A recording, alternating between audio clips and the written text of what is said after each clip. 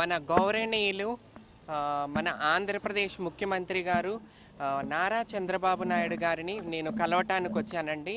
అది ఎందుకంటే మన మంగళగిరి కాన్స్టిట్యున్సీలో మంగళగిరి నియోజకవర్గంలో నేను ఒక స్వతంత్ర అభ్యర్థినిగా నేను నామినేషన్ వేశాను. అది ఇండిపెండెంట్గా.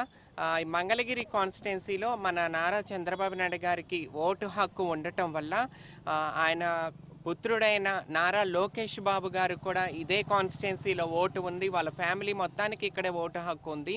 సో నేను ఒక స్వతంత్ర అభ్యర్థిగా ఫస్ట్ ట్రాన్స్జెండర్ కమ్యూనిటీ నుంచి ఒక అభ్యర్థిగా నేను ముందుకొచ్చాను. కాబట్టి ఐఎమ్ టాలెంటెడ్, నాకు ఆ టాలెంట్ కూడా ఉంది. నేను ప్రజాసేవ చేయగలను.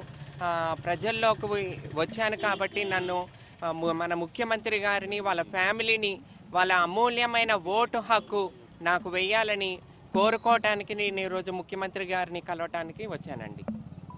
ఆయన అమూల్యమైన ఓటు, వాళ్ళ ఫ్యామిలీ, వాళ్ళ నెంబర్స్ కానీ వాళ్ళ అమూల్యమైన ఓటు నాకు నా గుర్తుకు వచ్చి కెమెరా గుర్తు నాకు వెయ్యాలని కోరుకోవటానికి ఈ రోజున ముఖ్యమంత్రి గారిని కలవటానికి వచ్చాను. గుడ్ అండి. ప్రజలు కోరుకుంటున్నారు నేను ముందుకు రావాలని చెప్పి. అన్ని వర్గాలు, అన్ని కుల మత వర్గాలు ప్రతి ఒక్కరూ నేను ముందుకు రావాలని కోరుకుంటూ, నేను డోర్ టు డోర్ వెళ్ళినప్పుడు కూడా అమ్మ నువ్వు రావాలి, వీళ్ళు గొడవలు వీటికి మేము అలసిపోయి ఉన్నాం, నీలాంటి వాళ్ళు వస్తే ఈ రాజకీయ నాయకులకు బుద్ధి చెప్పినట్టు ఉంటుందమ్మా అని చెప్పి నాకు అన్ని వర్గాల వాళ్ళు సపోర్ట్ చేస్తున్నారు. ఐ ఫీల్ వెరీ హ్యాపీ అండి. నేను చాలా గర్వంగా నేను మంచి పని చేశానని చెప్పి ఈరోజు నేను ఆనందపడుతున్నాను.